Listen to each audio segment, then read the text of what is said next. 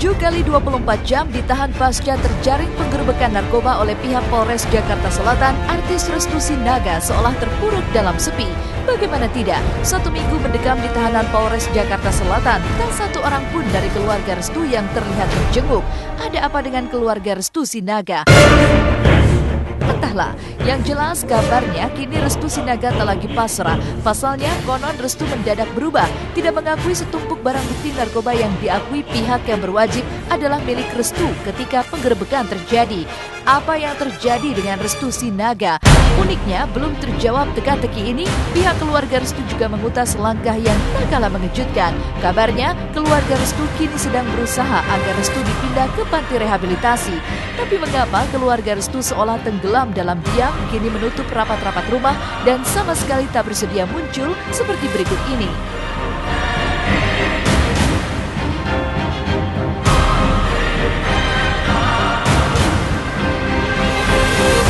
Pada saat dia diamankan itu dalam keadaan sendiri dan barang yang dikuasainya dalam kekuasaan pribadi. Dalam kekuasaan pribadi sehingga hanya satu tersangkanya. Sedangkan sumber barang dari mana masih dalam penyelidikan daripada pihak Sat Narkoba Polres Jakarta Selatan. Ganja yang kurang lebih 10,75 gram itu mengakunya dikasih secara gratis oleh rekan yang bernama P. Itu artis. Enggak, bukan. P dan rekannya satu lagi R. Bukan juga. Menurut informasinya bukan, gitu kan? Ya kalau kita bicara kokain pasti urusannya linknya link luar negeri ya. Nah itu yang harus kita bongkar. Dapatnya dari mana itu? Ancaman kalau yang narkotika ancamannya 4-12 tahun, tapi psikotropika 5 tahun.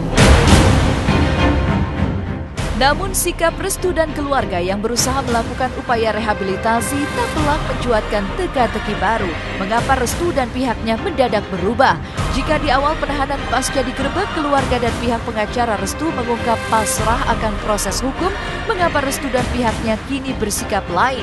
Dikenakan 2 pasal berlapis dengan ancaman hukuman maksimal 12 tahun penjara, mungkinkah Restu jadi gentar ketakutan sehingga berubah sikap dari bungkam menjadi mengingkari setumpuk barang bukti yang nyata-nyata disita pihak yang berwajib dari kamar pribadi Restu.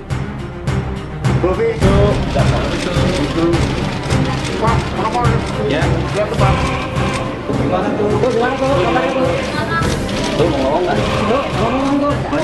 Keluarga fine-fine aja, jadi intinya mereka karena tidak penyidik profesional ya udah mereka ya pasrah aja ya.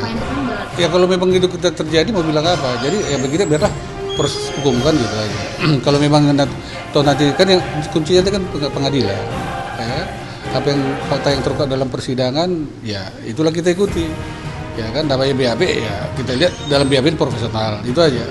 Nanti tinggal bagaimana perkembangan di persidangan kan.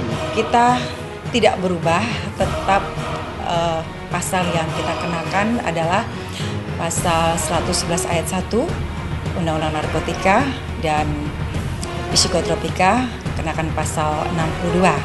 Kalau yang 111 ayat 1 itu bisa kena 4-12 tahun, sedangkan psikotropika itu bisa kena 5 tahun. Untuk permintaan rehabilitasi, silakan saja diajukan surat kepada kami dan kami akan mengajukan dengan proses yang ada, yaitu melalui asesmen terpadu dari BNNK Jakarta Selatan.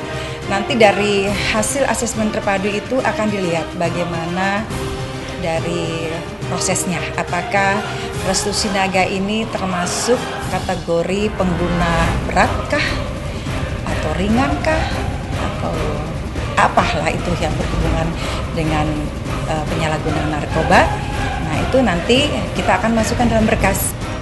Tak pelak tanda tanya pun mencuat. Nyata-nyata dikenakan 2 pasal berlapis tentang undang-undang narkoba pasca digerebek di rumahnya. Bagaimana Restu Sinaga konon bisa mengelak bahwa jajaran barang haram lengkap dengan barang bukti setumpuk pil penenang hingga bungkus narkoba jenis kokain tersebut bukan miliknya. Konon sudah lama menjadi target operasi pihak kepolisian karena pelaporan seseorang. Bagaimanakah sesungguhnya sosok Restu di kalangan lingkungan rumahnya? Ya satu keluarga nih. 4 orang. Restu Sinaga, ya, Lina, terus ada lagi yang laki tuh, ibunya juga nggak ada, bapaknya juga nggak ada. Iya, kakak adik dia aja gitu. Ya kita juga namanya begini jadi waspada jadinya. Ya masalahnya apa? Yang make kok nggak taunya ya orang gedean juga gitu loh. Iya biasanya kan nggak pernah ada. Sifatnya gini ya, kalau habis syuting pulang udah pulangnya di rumah gitu. Nanti kalau sore lagi kalau mau syuting malam udah berangkat. Nanti udah pulang ya pulang gitu aja. Dia nggak pernah main-main gitu enggak. Jadi kalau kita juga kalau ada perlu apa-apa juga kita yang datang ke rumah kalau dia gitu. Tertutup ya Pak? Iya, tertutup. Berdasarkan daripada keterangan tersangka, dia sudah menggunakan selama 3 tahun ya, Iya. 3 tahun belakangan ini sudah menggunakan ini secara rutin. Kepastian terhadap masalah itu nanti akan dilakukan uji terhadap kesehatan. Narkoba itu kan kita kenal dari pergaulan biasanya ya. Kita kenal dari pergaulan. Ya mungkin sebaiknya kita memilah-milah. Jujur aja bahwa narkoba itu merusak segalanya. Sangat merusak segalanya, ngabisin uang, ngancurin pekerjaan, berakhirnya berurusan sama polisi. Ya jauh-jauh lah. Jangan deket kayak gitu, jangan sampai amit-amit. Jangan kemana-mana karena sesaat lagi Was-Was masih akan kembali dengan kisah keajaiban di balik pohon Nabi Muhammad SAW di Yordania. Apa yang sebenarnya terjadi? Tonton terus Was-Was sesaat lagi. Jangan kemana-mana.